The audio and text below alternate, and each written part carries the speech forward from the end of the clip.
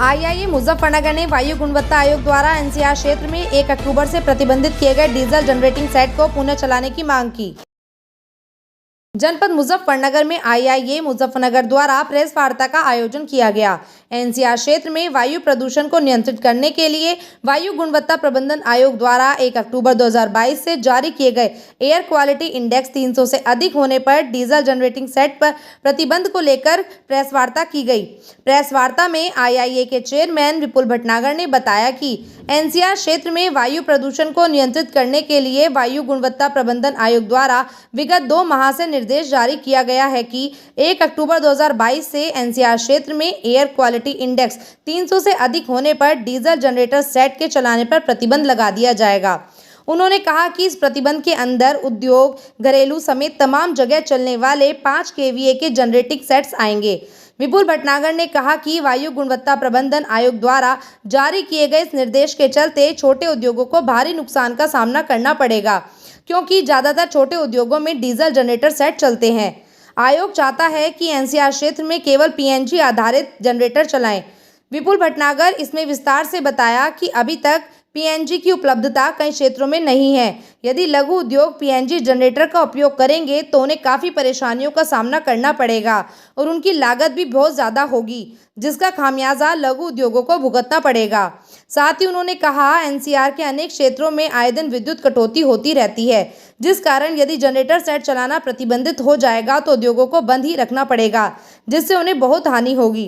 Press वार्ता में अश्वनी खंडेलवाल ने विभिन्न समस्याओं के समाधान के सहयोग के लिए आईआईए से मांग की है कि दिल्ली एवं एनसीआर में जब तक जीआरएपी लागू है तब तक उद्योगों को निर्बाध विद्युत आपूर्ति सप्लाई कराई जाए। एयर क्वालिटी इंडेक्स 300 से ऊपर जाने पर अपने जनरेटर डिस्कनेक्ट करने और इंडेक्स नीचे आने पर जनरेटर कनेक्ट करने की अनुमति प्रदान की जाए। किसी भी उद्योग को बंद करने का नोटिस देने से पूर्व सुनवाई का मौका दिया जाए।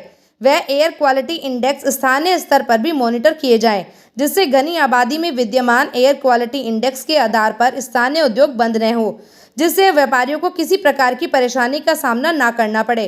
प्रेस वार्ता में मुख्य रूप से सचिव मनीष भाटिया, कुशपुरी, सुधीर गोयल समेत बड़ी संख्या में उद्यमी मौजूद रहे। पीएनजी, सीएनजी, बायोमास और वुड कुछ जगह और कुछ बड़ी इंडस्ट्रीज में उन्होंने, जैसे शुगर मिल को एनसीआर में कोयला भी यूज़ कर सकते हैं, पर एक छोटा उद्योग जनरेटर को डीजल से नहीं चला सकता या फ्यूल के रूप में जो स्पेसिफाइड फ्यूल हैं उनके अलावा कोई फ्यूल अगर वो इस्तेमाल, उसकी भी जांच होती है और उसकी एक प्रक्रिया है, पर उसको प्रक्रिया को फॉलो ना करके उद्योग को इस तरीके से बंद किया जाता है जैसे कोई बहुत बड़ा अपराध कर दिया गया।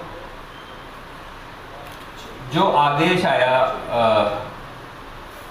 कि माहौल बहुत अच्छा रहा, तो इसका मतलब उद्योग जनित जो पोल्यूशन है उसकी परसेंटेज बहुत कम है, पर सारे नियम कायदे, सारे डराना धमकाना, 2 मिनट में इतने बड़े उद्योग को करोड़ों रुपए का उद्योग होता है, उसके पीछे लाखों लोगों की मेहनत होती है, उनका हिस्सा होता है, उसको बंद करने की 1 अक्टूबर से जनरेटर खास तौर से उसमें, क्योंकि हर इंडस्ट्री में जनरेटर तो है ही है, चाहे वो 5 किलोवाट का है चाहे 500 किलोवाट का है, वो जनरेटर नहीं चला सकता। और ये फरमान ऐसा है कि जहां अभी मुजफ्फरनगर में पीएनजी की उपलब्धता भी नहीं है और ये फरमान की 1 तारीख से बंद कर दें, ये कहाँ तक उचित है, ये हमारी समझ से बाहर है। अगर CAQM द्वारा पीछे एक आदेश पारित किया गया, बहुत ही अव्यवहारिक, कि 1 तारीख से मुख्यतया, वैसे तो और भी बहुत सारे पोल्यूशन के नाम पे ऑर्डर पास किए गए, पर मुख्यतया जो जनरेटर सेट हैं डीजल से चलने वाले, उनको बंद किया गया। डीजल या इस तरीके के फ्यूल से चलने वाले सिर्फ पीएनजी पे या बायोफ्यूल्स या जो एक लिस्ट उन्होंने जारी करी है उसी फ्यूल से वो जनरेटर चल सकते हैं। ये ऐसा तुगलकी फरमान है कि जिससे छोटे उद्योग बिल्कुल बंद हो जाएंगे, क्योंकि जिन ज़्यादातर फैक्ट्रीज़ में जो छोटी फैक्ट्रीज हैं उसमें 5 किलोवाट से 85 किलोवाट तक के जनरेटर हैं।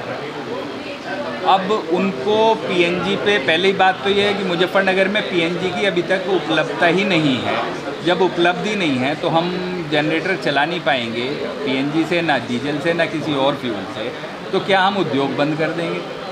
दूसरी बात, अगर पीएनजी की उपलब्धता हो भी जाती है तो 85 किलोवाट से ऊपर के जनरेटर को परिवर्तित करने में, गैस पे या पीएनजी पे या सीएनजी पे, उससे ऊपर के इक्विपमेंट अवेलेबल हैं जो कि इम्पोर्टेड हैं और वो भी पॉल्यूशन विभाग द्वारा स्वीकृत नहीं किए गए हैं।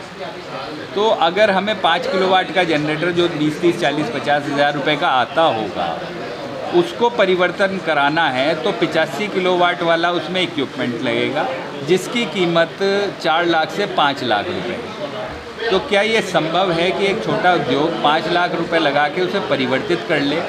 और पीएनजी की कॉस्ट डीजल से लगभग 4 गुना पड़ती है, वो अलग मार हो गई। तीसरी, उससे उसकी एफिशिएंसी ख़त्म हो जाती है, वो अलग। कैसे काम कर पाएंगे? हमारी यही मांग है कि इस नियम को, जो ये बिल्कुल आँख मीच के नियम बना दिया गया, उसको सरकार संज्ञान ले और CAQM को आदेशित करे कि ये नियम चेंज करे।